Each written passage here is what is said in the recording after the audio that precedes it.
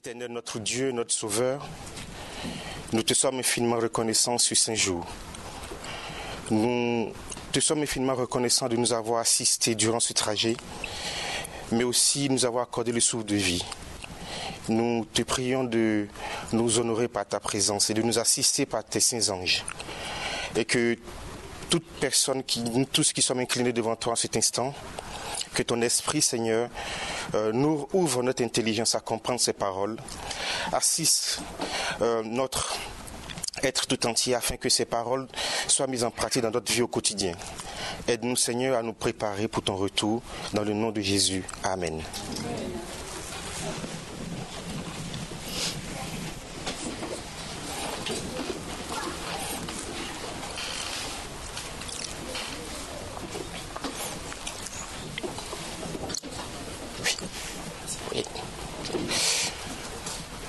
Alors, chers frères et sœurs, que nous le voulions ou non, nous sommes engagés dans un combat qui a commencé au ciel et qui continue encore ici sur terre.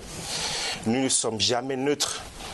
Quel que soit ce que nous faisons, quel que soit ce que nous mangeons, quel que soit ce que nous disons, nous prenons toujours position, soit pour ou soit contre. Et pour nous qui sommes le peuple de Dieu, qui nous préparons pour le retour de Jésus, nous avons le devoir de savoir de quoi sera fait demain. Nous avons le devoir de comprendre quelle est la parole de Dieu. Nous avons le devoir de l'étudier et nous avons le devoir aussi de l'enseigner aux gens qui nous entourent. Je vous invite pour commencer à prendre un texte avec moi, c'est surtout Osée, le chapitre 4, le verset 6. Osée, chapitre 4, le verset 6.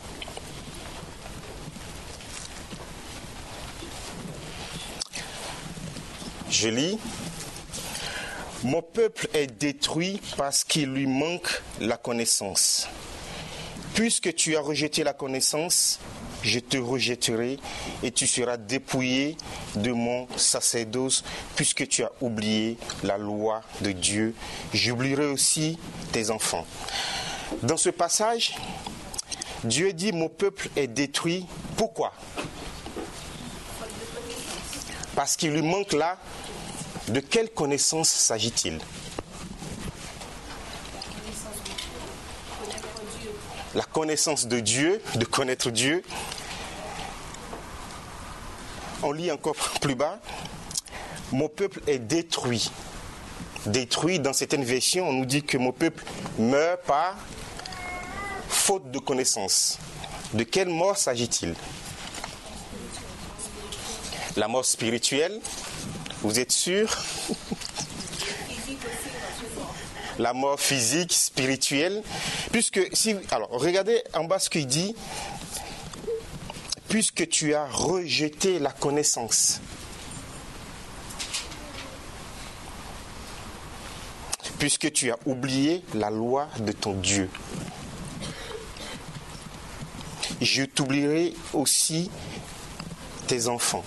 Alors, imaginez un instant que Dieu nous oublie. Que se passe-t-il ? C'est la mort assurée. Mais de quelle mort s'agit-il ?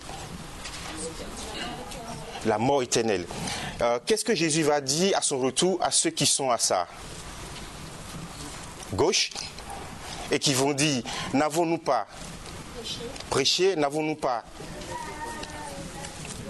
prophétisé, n'avons-nous pas guéri, délivré?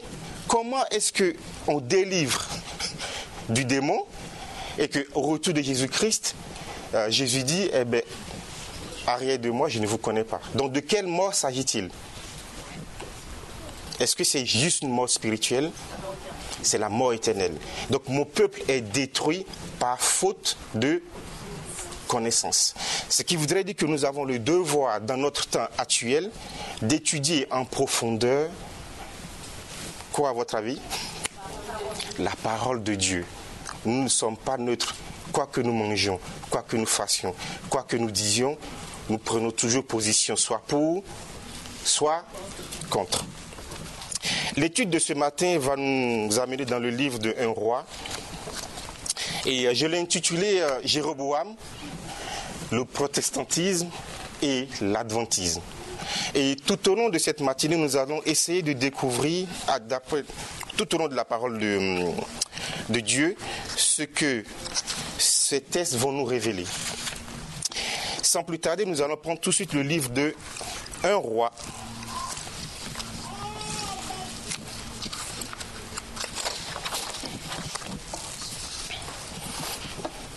Au chapitre 11. 1 Roi, chapitre 11.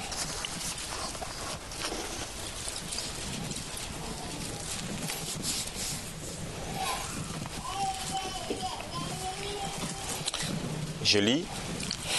Le roi Salomon aima beaucoup de femmes étrangères, outre la fille de Pharaon, les Moabites, les Ammonites, les Édonites, les Sidoniens, les Hétiens, appartenant aux nations dont l'Éternel avait dit aux enfants d'Israël, vous n'irez point chez elles et elles ne viendront point chez vous.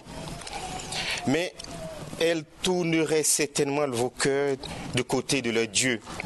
Ce fut à ces nations que s'attacha Salomon, entraîné par l'amour. Qui est Salomon? C'est le fils de David.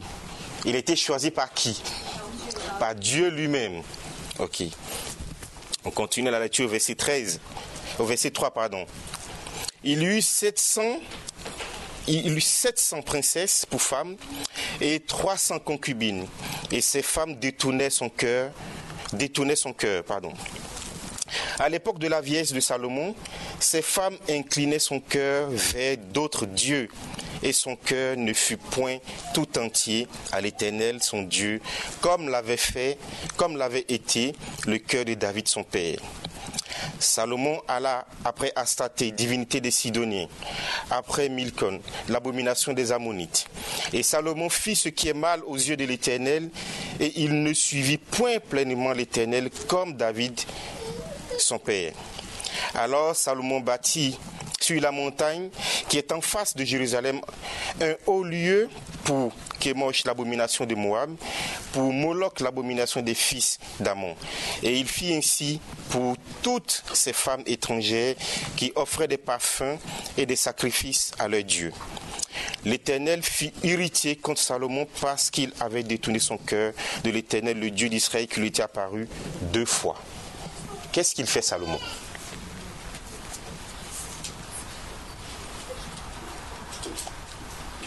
Qu'est-ce qu'il a fait?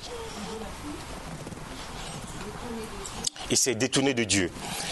Tout à l'heure, nous avons vu qui il a choisi, Salomon.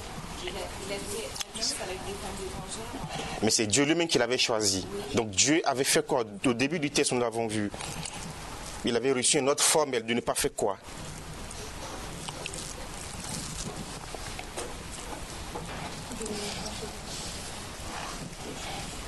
Le verset 2. Qu'est-ce que Dieu avait défendu? De ne pas se mêler aux nations étrangères, de ne pas faire aucune alliance avec les autres. C'était l'ordre formel. D'accord? Ok. Est-ce qu'il a suivi pleinement l'ordre de Dieu? Non. Alors, Salomon, qui a bâti un temple pour Dieu, où le jour de la dédicace, la gloire de Dieu rayonnait au point où les sacrificateurs ne pouvaient rester dedans, vous imaginez ce qu'il est en train de faire, Salomon? 700 femmes. Et qu'est-ce qu'il fait ensuite? Il construit un autel pour... Mais c'est inimaginable. Vous imaginez 700 femmes? Alors, je n'ose pas croire qu'il a fait autant d'autres. On ne peut pas imaginer que c'est Salomon qui a construit un temple pour l'Éternel. Et qu'est-ce que Dieu a dit? Que si vous invoquez mon nom dans ce lieu, exactement. Prenez garde si vous croyez que vous êtes debout, que vous ne tombez. On continue. Le verset 9, l'Éternel fut irrité contre Salomon parce qu'il avait détourné son cœur de l'Éternel, le Dieu d'Israël, qui lui était apparu 2 fois. Il avait, à cet égard, défendu d'aller auprès d'autres dieux, mais Salomon n'observa point les ordres de l'Éternel. Et l'Éternel dit à Salomon, puisque tu as agi de la sorte et que tu n'as point observé mon alliance et mes lois que je t'avais prescrites, je déchirerai le royaume de dessus de toi et je le donnerai à ton serviteur. Seulement, je ne le ferai point pendant ta vie à cause de David ton père. C'est de la main de ton fils que je l'arracherai. Quelle était la décision du Seigneur? Vous suivez avec moi? Quelle a été la décision du Seigneur?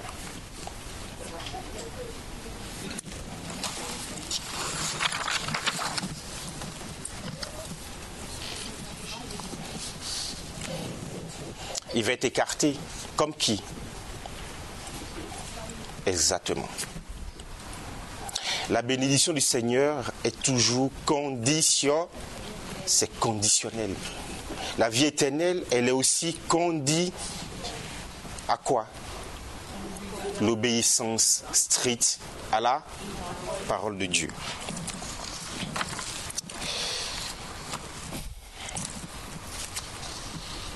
Le verset 13. Je n'arracherai cependant pas tout le royaume.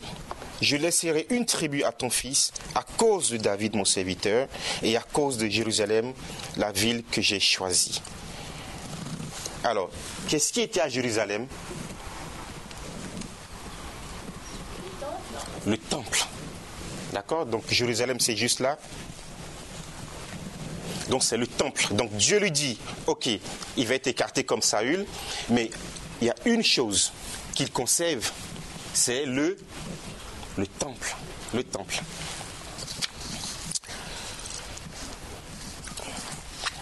Je vais vous inviter à prendre avec moi le Prophète et Roi, le chapitre 3, à la page 35. Et nous allons voir ce que la servante du Seigneur nous dit par rapport à cette apostasie du roi Salomon. Elle dit ceci: aussi longtemps que Salomon exalta la loi divine, le Seigneur fut avec lui. La sagesse qu'il avait reçue lui permit de gouverner Israël d'une manière impartiale. Au début, alors que la prospérité et des honneurs terrestres le favorisaient, il resta humble et grande fut son influence. Salomon dominait sur tous les royaumes depuis le fleuve l'Euphrate jusqu'au pays des Philistins, jusqu'à la frontière d'Égypte. Il avait la paix de tous les côtés aux alentours. Juda et Israël habitaient en sécurité, chacun sous sa vigne et sous son figuier, tout le temps de Salomon. Mais après l'aube d'une vie riche en promesses, ce monarque sombra dans l'apostasie.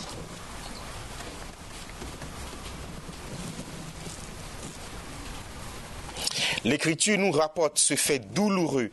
Celui qui avait reçu le nom de Jédija, qu'est-ce que ça signifie Jédija? Le bien-aimé de l'Éternel. Comprenez bien ce qui se passe ici, chers frères et sœurs. Dans le livre d'Ecclésiaste, Salomon nous dit qu'il n'y a rien de nouveau sous le soleil. Ce qui a été, c'est ce qui sera. Je vous invite à qu'on se concentre de façon particulière sur cette étude, parce qu'elle va nous révéler quelque chose de plus profond. Il a reçu le nom de bien-aimé, et pourtant, est-il resté attaché à la parole jusqu'à la fin? Ok.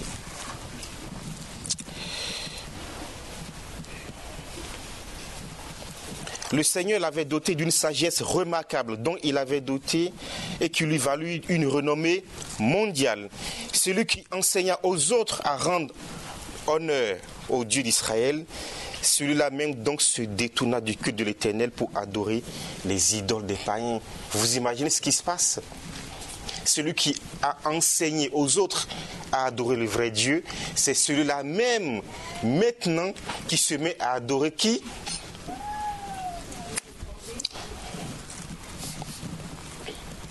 Entraîné par quoi? Exact. Qu'est-ce que c'est l'amour? c'est la chair. N'est-ce pas? Non? Alors, l'amour dont on parle ici, ce n'est pas l'amour... d'accord? Est-ce qu'on comprend cela? Parce que le texte nous dit, c'est entraîné par l'amour qu'il eut 700. Que dit Romain par rapport à ça? Les œuvres de l'esprit sont contraires aux œuvres de la chair. Si nous vivons selon la chair, nous sommes morts. Je continue. Toujours prophète et roi. La servante du Seigneur dit ceci. Des siècles avant que Salomon monte sur le trône, le Seigneur, prévoyant des dangers qui assailleraient le roi d'Israël, avait donné à Moïse des instructions pour le servir de guide. Des ordres prescrivaient que celui qui s'assiérait sur le trône écrirait pour lui dans un livre une copie de cette loi, qu'il prendrait auprès des sacrificateurs et les Lévites. Il devrait l'avoir avec lui et le lire tous les jours de sa vie, afin qu'il apprenne à craindre l'Éternel, son Dieu, et à observer et à mettre en pratique toutes les paroles de cette loi. Qu'est-ce que Dieu avait prévu? Vous le trouvez de cette parole dans Deutéronome 17 à partir du verset 14. Qu'est-ce que Dieu avait prévu? Prenez avec moi Deutéronome 17 à partir du verset 14.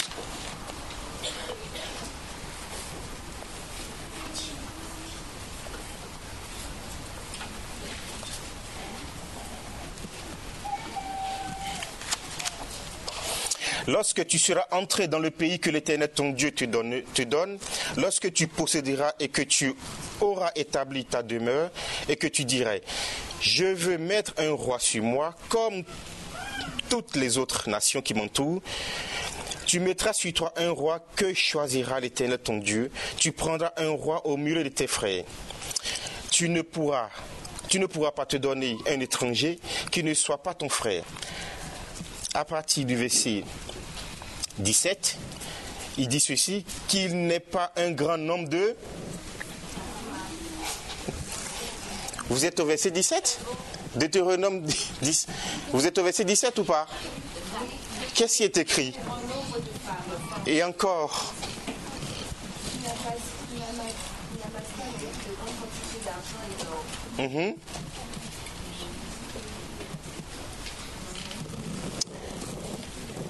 Alors, qu'est-ce que Dieu avait prévu? Est-ce que vous avez bien compris le verset qu'on vient de lire dans le livre de Deutéronome ou pas? Qu'est-ce que Dieu avait prévu? Que quand le roi serait présent, qu'il ne fasse pas comme les autres nations. C'est exactement ça. Qu'ils ne prennent pas trop de femmes, qu'ils ne gueille pas de sa position, et ainsi de suite. Et le texte dit bien que cette loi, il doit faire quoi? La lire tous les jours, constamment, devant ses yeux. C'est ce que ça veut dire. Cette loi doit rester constamment comment? Devant ses yeux. Pourquoi? Parce que nous sommes prompts à oublier. Nous sommes prompts à oublier. Encore.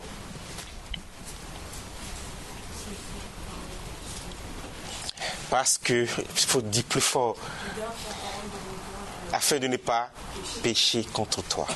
Je sais ta parole dans mon cœur afin de ne pas pécher contre toi. Si on suit strictement les ordonnances de Dieu, on marche sur le droit sentier.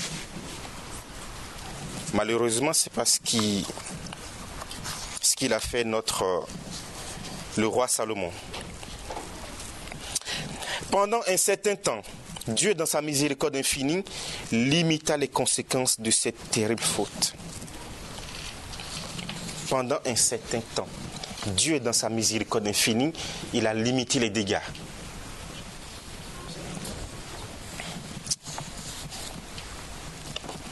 Salomon avait commencé à perdre de vue la source d'où lui venait sa puissance et sa gloire. À quel moment il a commencé à perdre de vue d'où lui venait sa puissance et sa gloire? Dès l'instant que il s'est détourné de exact. On continue. Alors ses penchants triomphaient de sa raison. C'est une suite logique ou pas? N'oublions pas que Dieu lui a apparu 2 fois et c'est celui qui avait la sagesse infinie.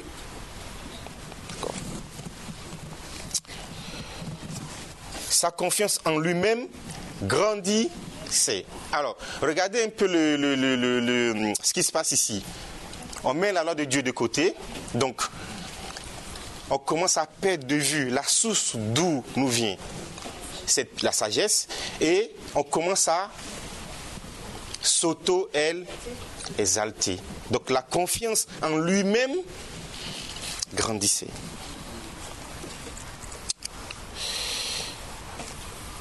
Alors ça c'est le plus beau, écoutez bien ceci. Et il cherchait à accomplir les desseins de Dieu selon ses propres vues. Il commence, donc il cherche à accomplir les desseins de Dieu selon sa propre vision. Est-ce que cela vous semble, comment dirais-je, est-ce qu'on se retrouve dans ça? Salomon, est-ce qu'il nous est étranger? Non. On continue. Alors on cherche à faire pour Dieu, en fait, d'après quoi? On cherche à faire d'après nos visions. Et après on dit c'est Dieu qui l'a fait. D'accord, on continue.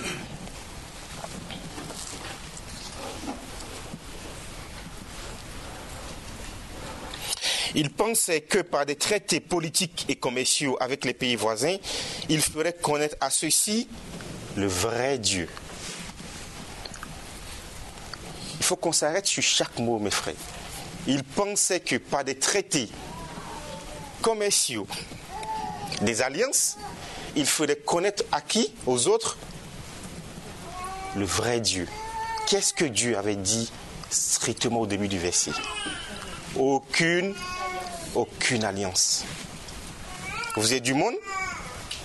Vous êtes du monde, mais... Ok. Exact. On continue. Il contracta donc des alliances avec plusieurs nations. Ces alliances étaient souvent scellées par des mariages. Ah ben, autant d'alliances, autant de mariages. On continue. Il ne tenait aucun compte des commandements divins relatifs aux coutumes des peuples étrangers. Salomon se flattait de pouvoir, par sa sagesse et son exemple, détourner ses femmes de l'idolâtrie. Je relis? Est-ce que je relis? Vous voulez que je lis ou pas? Ok.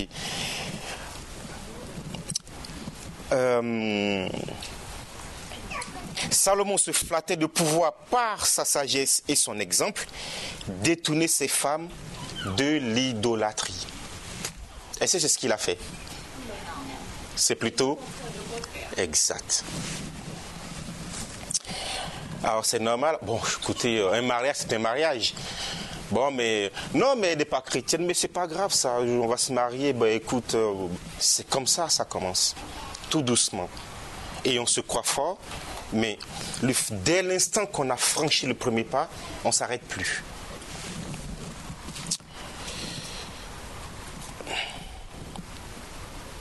Il pensait aussi que les alliances contractées par les pays voisins rapprocheraient ceux-ci d'Israël. Mais quel vain espoir! L'erreur commise par Salomon, en se jugeant assez fort pour résister aux influences païennes et de ses alliés, lui fut fatale. Fatale aussi l'illusion lui faisant croire que les étrangers révéreraient les préceptes sacrés et les suivraient alors que lui-même les méprisait. Je relis. C'était une illusion. Lui-même, écoutez bien ceci, il croit pouvoir enseigner aux autres à suivre le vrai Dieu alors que lui-même méprisait ces mêmes lois. C'est pas possible. Nous parlons de Salomon. Nous parlons de Salomon. Ce n'est pas n'importe qui. Gardez en tête la trame de cette étude. L'apostasie de Salomon fut si graduelle qu'avant même qu'il n'ait pu s'en rendre compte, il s'était déjà éloigné de Dieu. Ça n'arrive pas d'un coup. C'est petit à petit, on fait un pas, encore un pas, et un pas, et encore un pas. Et quand il s'en est rendu compte, c'était déjà trop tard. Est-ce que cela nous parle? Nous sommes au XXIe siècle. Est-ce que cela nous parle? Oui. Très bien.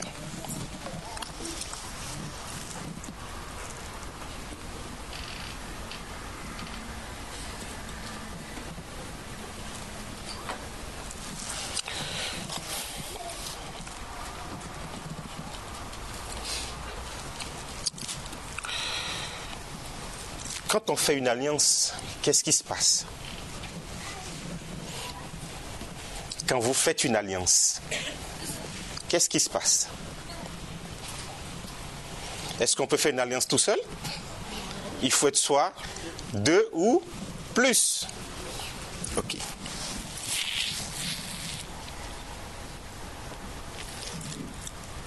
Dans Amos 3.3, Dieu dit ceci. Dans Amos 3, le verset 3, Dieu dit ceci. Deux hommes marchent-ils ensemble sans être convenus? Très bien.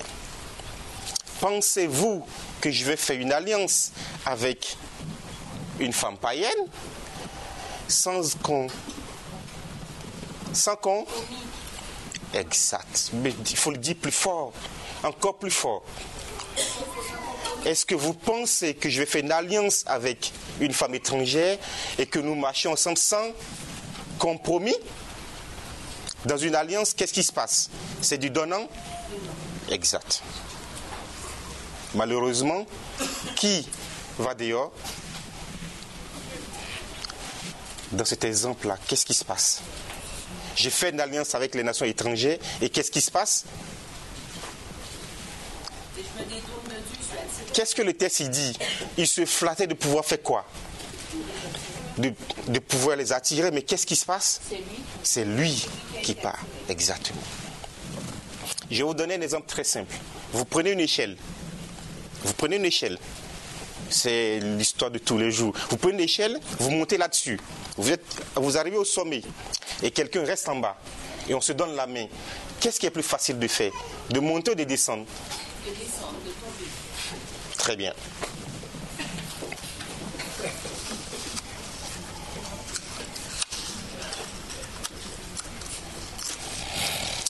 Je vais vous inviter à prendre avec moi Ecclésiaste 1, le verset 9 à 12.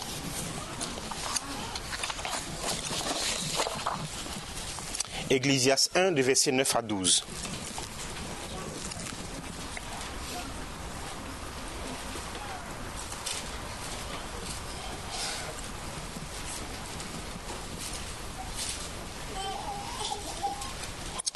Ce qui a été, c'est ce qui sera. Et ce qui s'est fait, c'est ce qui se fera. Il n'y a rien de nouveau sous le soleil. S'il y a une chose dont on vous dise, voici ceci est nouveau, cette chose existait déjà dans les siècles qui nous ont précédés. Et on ne se souvient pas de ce qui est ancien et de ce qui arrivera par la suite. Qu'est-ce qu'il dit, Ecclésiaste? Il n'y a rien de nouveau sous le soleil. Ce qui a été, c'est ce qui sera.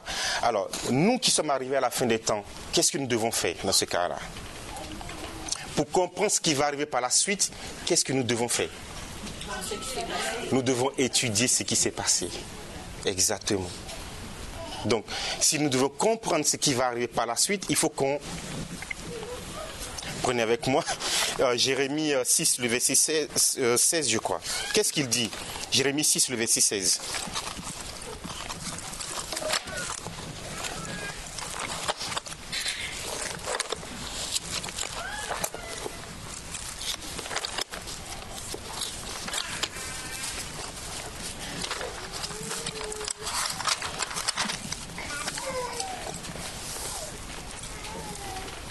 Ainsi par l'Éternel, placez-vous sur les chemins, regardez et demandez quels sont les anciens sentiers. Qu'est-ce qu'on regarde? Est-ce que c'est le nouveau? Donc c'est... Ok, d'accord. Donc si nous voulons voir demain, il faut qu'on regarde. Parfait. Ok. On retourne dans le livre de 1 Roi.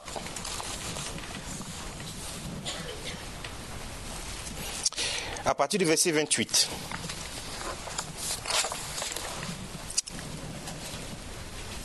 N'oubliez pas que après l'apostasie de Salomon, alors Dieu prend une décision, il lui arrache le royaume, mais il lui dit qu'il ne le fera pas de son vivant. Et donc Dieu va se choisir encore quelqu'un d'autre, comme il a fait pour Saül. Et le livre de 1 Roi, à partir du verset 28, nous dit ceci. Jéroboam était fort vaillant, et Salomon, ayant vu ce jeune homme à l'œuvre, lui donna... 1 Roi, le chapitre 11. 1 Roi, chapitre 11, à partir du verset 28. Jéroboam était fort vaillant, et Salomon, ayant vu ce jeune homme à l'œuvre, lui donna la suivante de tous les gens du corvée de sa maison. Dans ce temps-là, Jéroboam était sorti de Jérusalem, fut rencontré en chemin par le prophète Akija de Silo, vêtu d'un manteau neuf. Ils étaient tous deux seuls dans les champs. Akija saisit le manteau neuf qu'il avait sur lui, le déchira en 12 morceaux et dit à Jéroboam, « Prends pour toi 10 morceaux, car ainsi parle l'Éternel, le Dieu d'Israël. Voici, je vais arracher le royaume de la main de Salomon et je te donnerai 10 tribus. Mais aussi, il y aura une tribu à cause de mon serviteur David et à cause de Jérusalem, la ville que j'ai choisie sur toutes les tribus d'Israël. » Alors que dit le Seigneur? Il arrache le royaume de la main de Salomon et qu'est-ce qu'il fait? Il donne 10 tribus à Jéroboam. Et donc il reste 2 tribus à Roboam. Mais Dieu dit ceci, regardez le verset 32. À cause de Jérusalem, la ville que j'ai choisie. Alors Dieu dit ceci à Jéroboam. Le royaume sera divisé en 2, mais il va rester 2 tribus pour Roboam. Donc lui il prend 10 tribus. Mais qu'est-ce qu'il dit Dieu? Il insiste sur quoi? Jérusalem que j'ai choisi. Très bien. Pourquoi? C'est à cause du temple, à cause de la maison, à cause de la montagne sainte. D'accord? On continue. Le verset 32. Et cela parce qu'ils m'ont abandonné. Et ils se sont prosternés devant Astarté, divinité des Sidoniens, devant Kémosh, dieu des Moab, et devant Milcom, dieu des fils d'Ammon. Et parce qu'ils n'ont point marché dans mes voies pour faire ce qui est droit à mes yeux et pour observer mes lois et mes ordonnances, comme l'a fait David, père de Salomon. Que fait Dieu?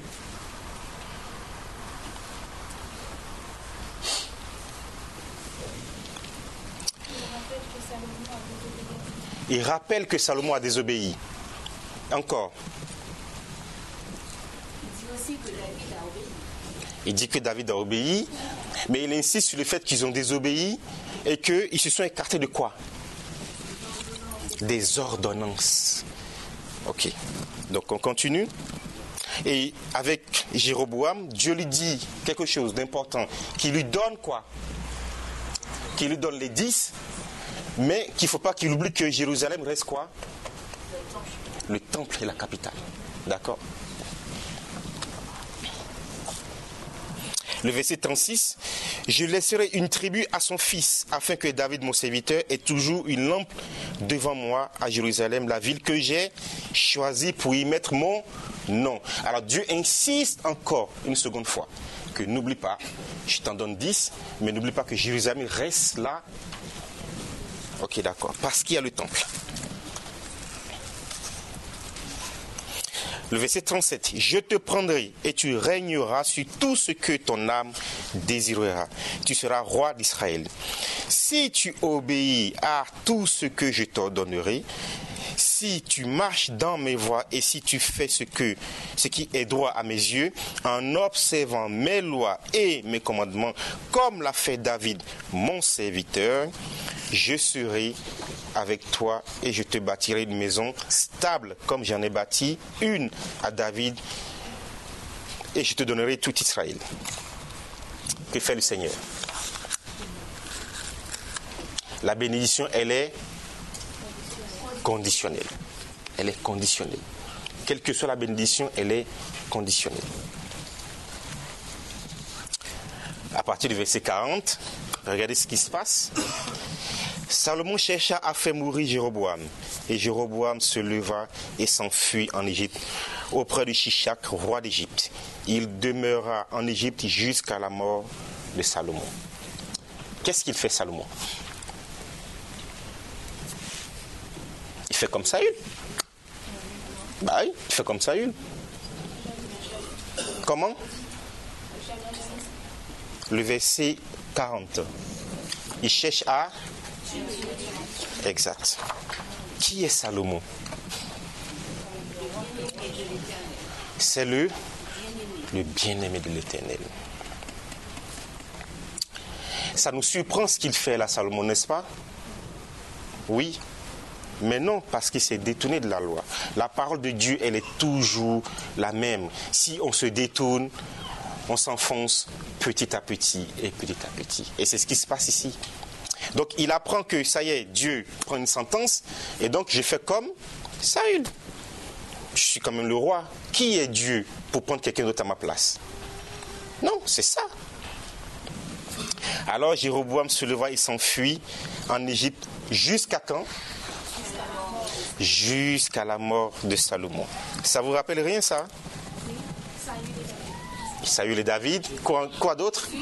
N'oubliez pas, il y a... Ok, voilà, très bien. Il n'y a rien de nouveau sur le soleil. Vous allez prendre avec moi un texte pour étayer tout ce que nous venons de dire, qui se trouve dans Matthieu. Je crois que c'est Matthieu. Le Matthieu chapitre 2. À partir du verset 1.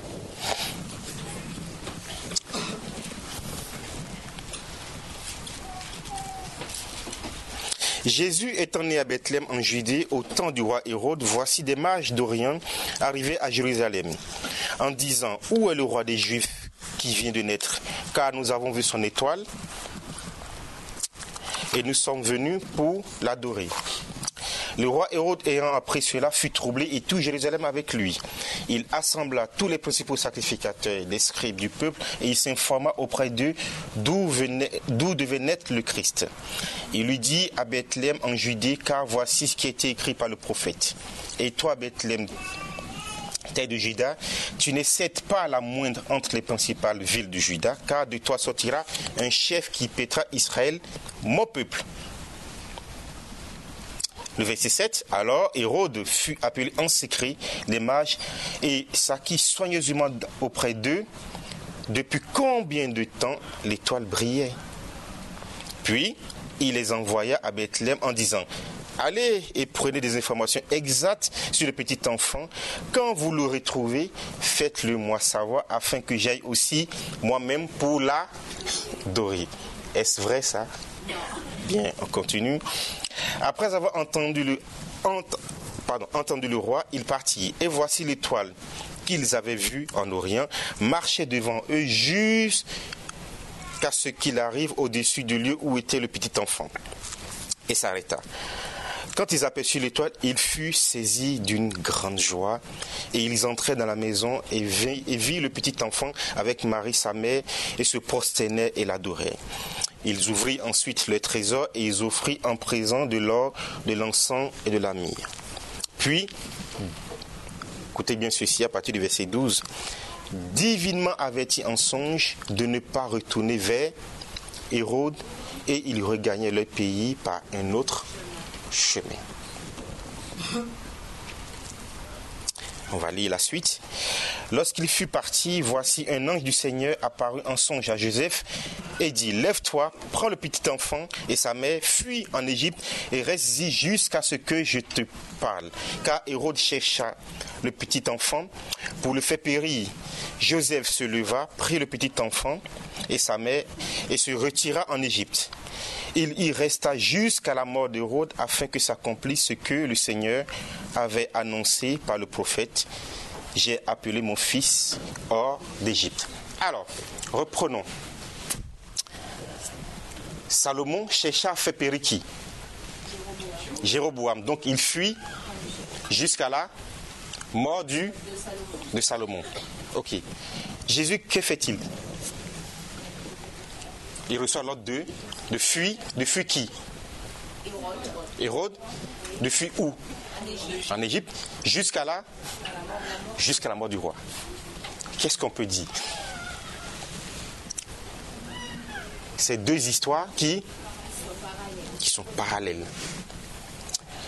Jéroboam fuit un roi, Salomon, parce que quoi? Parce que Jéroboam a été choisi. Exact. Et donc Jésus fuit pourquoi? Parce que les mages, qu'est-ce qu'ils ont dit? Exact. Nous avons deux histoires qui vont dans le même sens. Donc Jéroboam, c'est le type de qui? Exact. Nous n'avons pas beaucoup de temps aujourd'hui pour approfondir tout cela. Donc, je vais vous inviter, après cette étude chez vous ou dans les petits groupes, de réétudier en profondeur. Nous avons des motifs ici qui nous rappellent quelque chose. Et comme nous l'avons vu tout à l'heure, il faut que nous creusons encore et encore pour comprendre quelles sont les vérités qui sortent de ce passage-là. Donc, retenez bien, nous avons deux histoires parallèles et je vais encore rajouter. Après la mort d'Hérode, qu'est-ce qui se passe? Jésus retourne. Ok. La mort, qu'est-ce que c'est? Alors, pas comme... Ok, bon, je vais vous aider. C'est une blessure. C'est une blessure. Exact. Ben oui, la mort, c'est une blessure mortelle. Ok, nous n'avons pas beaucoup de temps aujourd'hui. Je répète encore que chez vous, en petit groupe, il faut réétudier ce passage. Donc, je vais assez vite, mais il faut réétudier dans les petits groupes. La mort, c'est une... Donc, que fait Jésus? Il fuit en Égypte jusqu'à la blessure mortelle et il revient. Que fait Jéroboam? Il fuit en Égypte jusqu'à la blessure mortelle et il revient. D'accord.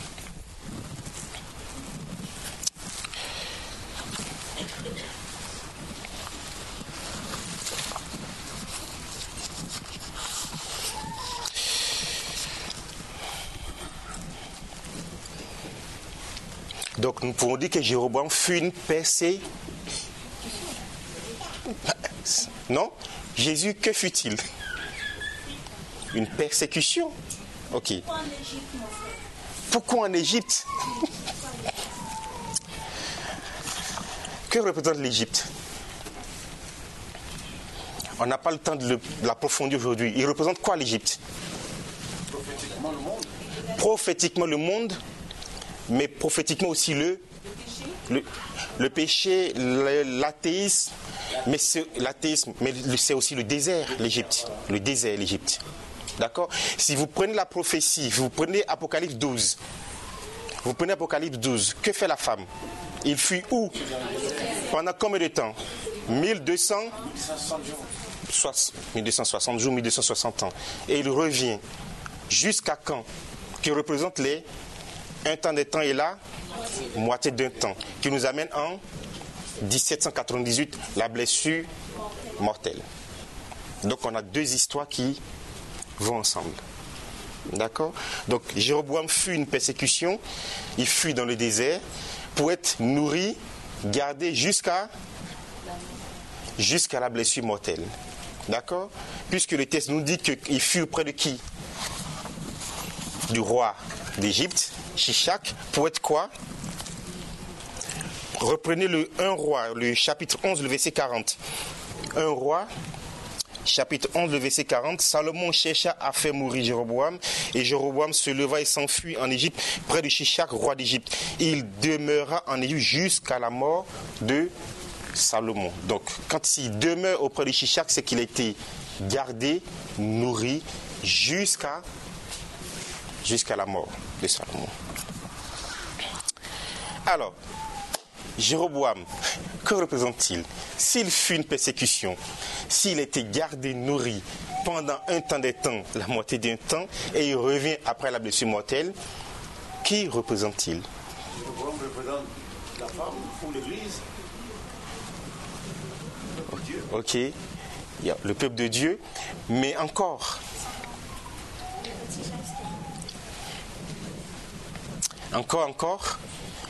vous y êtes presque. Si je vous parle de réformateur, ça vous dit quelque chose ou pas? La persécution a commencé en quelle année? 538. Ok, ça a duré jusqu'en quelle année? 1798. Pendant ce temps, qu'a fait les réformateurs? Qu'est-ce qui s'est passé? Un peuple est sorti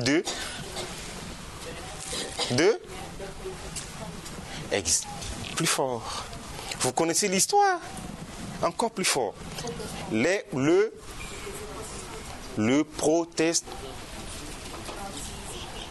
Qui a fait la persécution? Les réformateurs. Mais qu'est-ce qu'ils ont fait? Pourquoi on dit protestants? Ils protestaient contre qui? Contre Rome. Et ils ont été persécutés. Donc ils ont dû... Oui.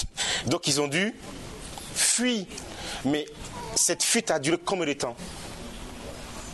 Jusqu'à... La prophétie dit un temps des temps et la moitié d'un temps. Donc jusqu'en 1798, la blessure mortelle. Donc Jéroboam, qui est le motif, là, qui représente qui? Nous avons dit qu'il est le motif aussi de Christ, mais il fut une persécution. Il fut dans le monde, ok, jusqu'à un temps des temps, la moitié d'un temps. Il revient après la blessure mortelle. Qui est Jéroboam? C'est le peuple de Dieu, mais en particulier par rapport à ce motif. Non, avant. Il représente qui? Le protestantisme. Vous n'êtes pas convaincu? Ok, on va continuer. Et vous allez voir petit à petit comment les choses vont se mettre en place. D'accord? J'ai pas de tableau. Alors, on reprend le motif. Il fut une persécution. Il fut dans le désert jusqu'à la mort du roi. Et quand il revient, il reçoit une terre. On verra ça dans la suite. Donc, si je fais une persécution, pourquoi Jéroboam a été choisi? Parce que Salomon a apostasié. Oui, c'est parce que Salomon a apostasié que Jéroboam a été choisi, n'est-ce pas? Ok. S'il a été choisi, c'est pour faire quoi? Pour remettre, réformer le peuple. Exact. Est-ce qu'on comprend, on voit petit à petit ou pas? Yes. Ok. Donc, Salomon apostasie. Dieu choisit quelqu'un d'autre pour ramener le peuple où? Sur le droit chemin. Ok? Et donc, si le roi qui était là sait que tiens, j'ai été destitué, qu'est-ce qu'il fait? Il lance une persécution. Et donc Jéroboam fuit et il va dans le désert où il a été gardé par qui?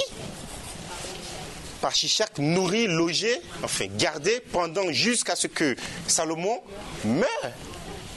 Est-ce qu'on voit un peu le motif? C'est plus clair ou pas? Il faut qu'on l'approfondisse, il faut qu'on l'étudie encore en profondeur pour comprendre ces choses-là.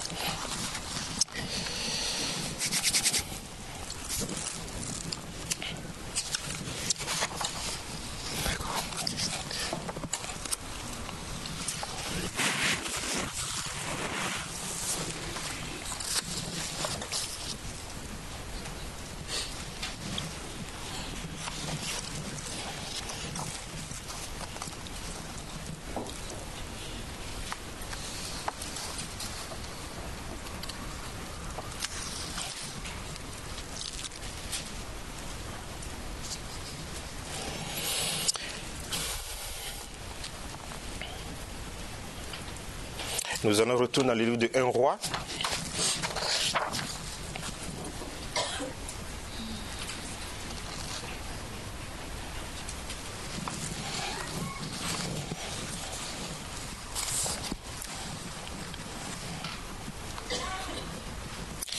Le chapitre 12. 1 Roi chapitre 12.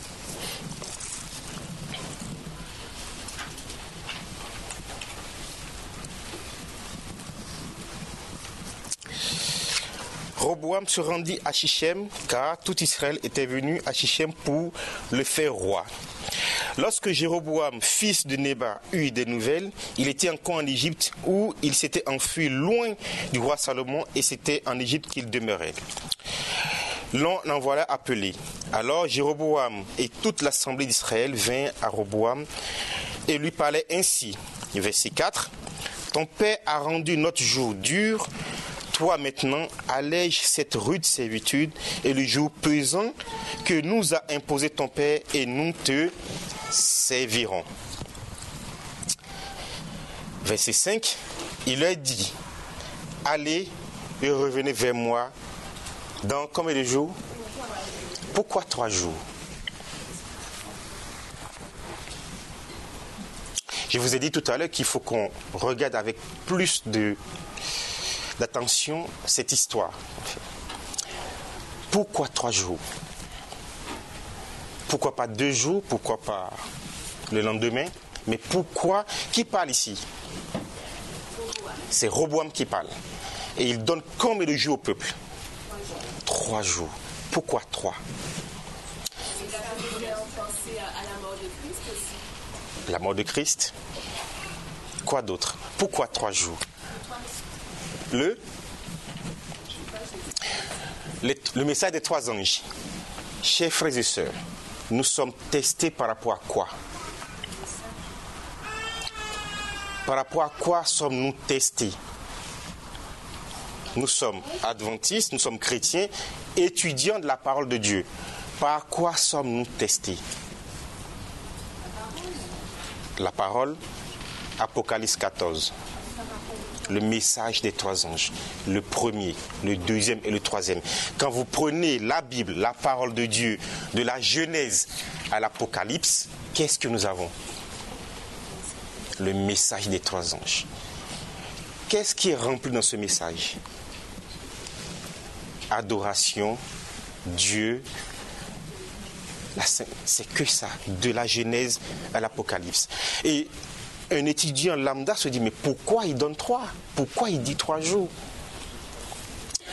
Nous allons être testés par ce message. Et à la fin du temps, le monde sera testé par rapport à quoi? On a le même motif, qu'on soit chrétien ou non, nous sommes testés par le message des 3 anges. Alors souvent on entend... Il y a un 4e message qui suit, mais le 4e message il répète quoi? Il répète le jugement. Il répète le 2e message. Ouais, le 2e message. Exact. Le jugement, oui. Ok, très bien. Donc on revient encore au message des 3 anges. Est-ce que vous comprenez? Est-ce que nous comprenons ça? Et souvent on entend que oui, mais c'est trop dur, c'est trop ceci. Mais qu'est-ce qu'il y a dans le message des 3 anges? Ça a été lu tout à l'heure. Il rappelle quoi? La crainte de l'Éternel.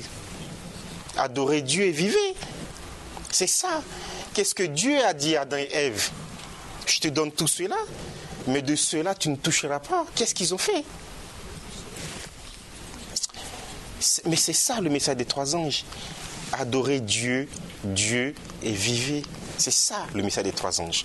Et donc, Roboam, leur dit, allez et revenez dans 3 jours. Et pendant ces 3 jours, quelque chose va se passer. On revient au texte. Le verset 6. Le roi Roboam consulta les vieillards qui avaient été auprès de Salomon, son père, pendant sa vie, et il leur dit, que conseillez-vous de répondre à ce peuple? Et voici ce qu'ils lui dirent. Si aujourd'hui tu rends service à ce peuple et tu leur cèdes, et tu leur réponds par des paroles de bienveillance, ils seront pour toujours tes serviteurs. Qu'est-ce qu'il fait, Roboam? qu'est-ce qu'il fait? Il consulte les... Voilà. C'est qui un ancien? Le texte nous dit des vieillards. Qui ont été avec qui? Avec Salomon. Qu'est-ce qu'ils ont vu, ces vieillards? Qu'est-ce qu'ils ont vu? Ils ont vu la sagesse et la décadence. Ils ont vu les deux. Et donc, qu'est-ce qu'ils lui ont dit? Ils lui ont conseillé la sagesse. Exact. Et s'en suit jusque-là. Donc, il va consulter d'abord les cheveux blancs et on lui donne quoi? Le bon conseil, le sage conseil. On continue. Verset 8. Mais Roboam laissa le conseil que lui donnaient les vieillards et il consulta les jeunes gens qui avaient grandi avec lui et qui l'entouraient. Il leur dit: que conseillez-vous de répondre à ce peuple qui me tient ce langage? Allège le joug que nous a imposé ton père. Et voici ce que lui dit les jeunes gens qui avaient grandi avec lui. Tu parleras ainsi à ce peuple qui t'a tenu ce langage. Ton père a rendu notre jour pesant, et toi, l'allégerai-je? Tu leur parleras ainsi: mon petit doigt est plus gros que les reins de mon père. Maintenant, mon père vous a chargé d'un joug pesant, et moi, je vous le rendrai plus pesant. Mon père vous a châtié avec des fouets, et moi, je vous châtierai avec des... Que se passe-t-il? Il a fait le contraire de ce que le vieillard conseillait. Il a fait le contraire. Encore plus. Encore plus. Le scorpion dans la parole de Dieu représente qui? Quoi? La queue représente quoi? Le faux. Très bien. Parce que c'est dans la queue qu'il y a le mensonge, le venin. D'accord? Et donc, qu'est-ce qui se passe là? Pendant ce processus de test, de temps, qu'est-ce qui se passe? Jéroboam, il est testé. Par rapport à quoi? Les vieillards, qu'est-ce qu'ils ont conseillé?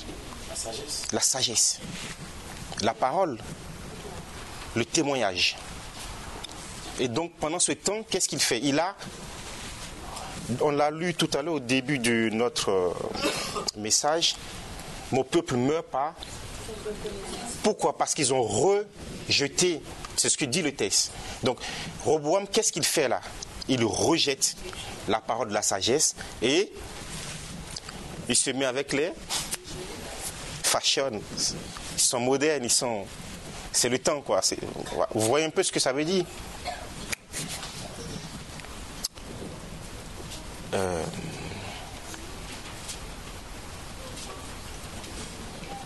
Vous voulez qu'on marque une pause là et on reprend... Alors, nous allons marquer une pause de 15 minutes. Ok, et puis nous allons revenir tout à l'heure. Alors, nous allons nous mettre à genoux et prier, s'il vous plaît.